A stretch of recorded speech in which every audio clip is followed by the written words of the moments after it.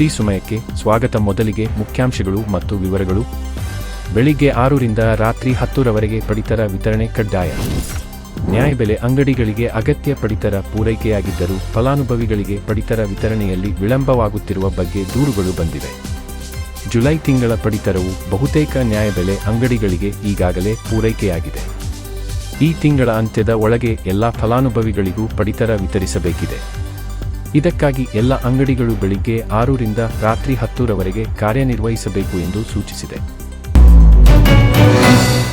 Neat ಪ್ರತಿಭಟನೆ, ವಿದ್ಯಾರ್ಥಿಗಳ ಪರ ನಿಂತ ಯುವರಾಜ್ ಸಿಂಗ್.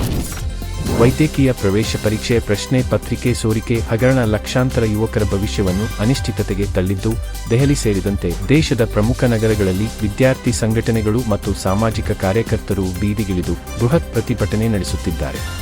ವಿದ್ಯಾರ್ಥಿಗಳ ಈ ಪ್ರತಿಭಟನೆಗೆ ಬೆಂಬಲ ಸೂಚಿಸಿ ಟೀಮ್ ಇಂಡಿಯಾದ ಮಾಜಿ ಆಟಗಾರ ಯುವರಾಜ್ ಸಿಂಗ್ ಇನ್ಸ್ಟಾಗ್ರಾಂನಲ್ಲಿ ಸ್ಟೋರಿ ಹಂಚಿಕೊಂಡಿದ್ದಾರೆ. ನೀವು ತಿನ್ನುವ ಕರಿದ ತಿಂಡಿ ಎಣ್ಣೆಯಲ್ಲೇ ಅಪಾಯಕಾರಿ ಟ್ರಾನ್ಸ್ ಫ್ಯಾಟ್, 40ಕ್ಕೂ ಹೆಚ್ಚು ಕಡೆ ಅಸುರಕ್ಷಿತ ಎಣ್ಣೆ ಪತ್ತೆ. ಬೆಂಗಳೂರು ಸೇರಿದಂತೆ ವಿವಿಧ ಆಹಾರ ಮಳಿಗೆಗಳಲ್ಲಿ ಬಳಸಿದ ಅಡುಗೆ ಎಣ್ಣೆಯ ಮಾದರಿಗಳ ಪರೀಕ್ಷೆಯಲ್ಲಿ 40ಕ್ಕೂ ಹೆಚ್ಚು ಕಡೆ ಅಸುರಕ್ಷಿತ ಗುಣಮಟ್ಟ ಪತ್ತೆಯಾಗಿದೆ.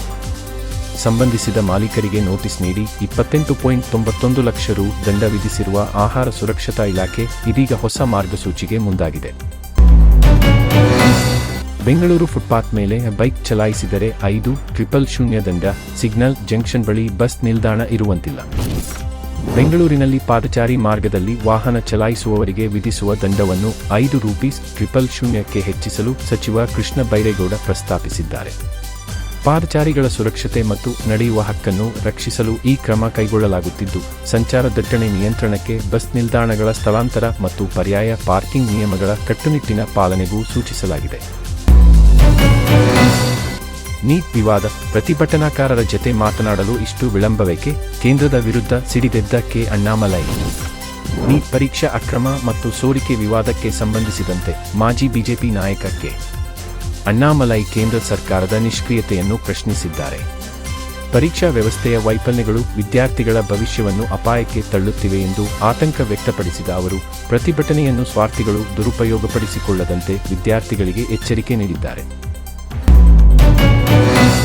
ಕಚ್ಚಾ ತೈಲ ಬ್ಯಾರಲ್ಗೆ $96ಗೆ ಜಿಗಿತ, ಶೀಘ್ರವೇ $100 ತಲುಪುವ ಸಾಧ್ಯತೆ.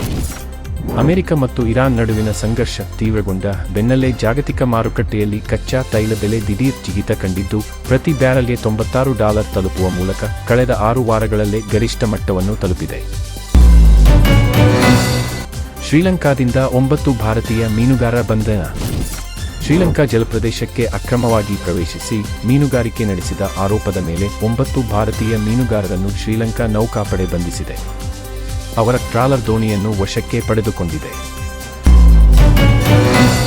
ಬೆಂಗಳೂರಲ್ಲಿ ದುಬಾರಿ ಟಿಕೆಟ್ ಬೆಲೆಗೆ ಜನನಾಯಗನ್ ಡಲ್ ಶೋಗಳಿಗಿಲ್ಲ ಹೌಸ್ಫುಲ್ ಬೋರ್ಡ್. ದಳಪತಿ ವಿಜಯ್ ನಟನೆಯ ಬಹುನಿರೀಕ್ಷಿತ ಜನನಾಯಗನ್ ಸಿನಿಮಾ ಇಂದು ಬಿಡುಗಡೆಯಾಗಿದ್ದು, ಬಾಕ್ಸ್ ಆಫೀಸ್ನಲ್ಲಿ ಭಾರೀ ಓಪನಿಂಗ್ ನಿರೀಕ್ಷಿಸಲಾಗಿತ್ತು. ಆದರೆ ಬೆಂಗಳೂರಿನ ಮಲ್ಟಿಪ್ಲೆಕ್ಸ್ಗಳಲ್ಲಿ ದುಬಾರಿ ಟಿಕೆಟ್ ದರ ಹಾಗೂ ಮುಂಚಿತವಾಗಿಯೇ ಆದ ಆನ್ಲೈನ್ ಲೀಕ್ ಭೀತಿಯಿಂದಾಗಿ ಚಿತ್ರಕ್ಕೆ ಮೊದಲ ದಿನವೇ ಡಲ್ ಓಪನಿಂಗ್ ಸಿಕ್ಕಿದೆ.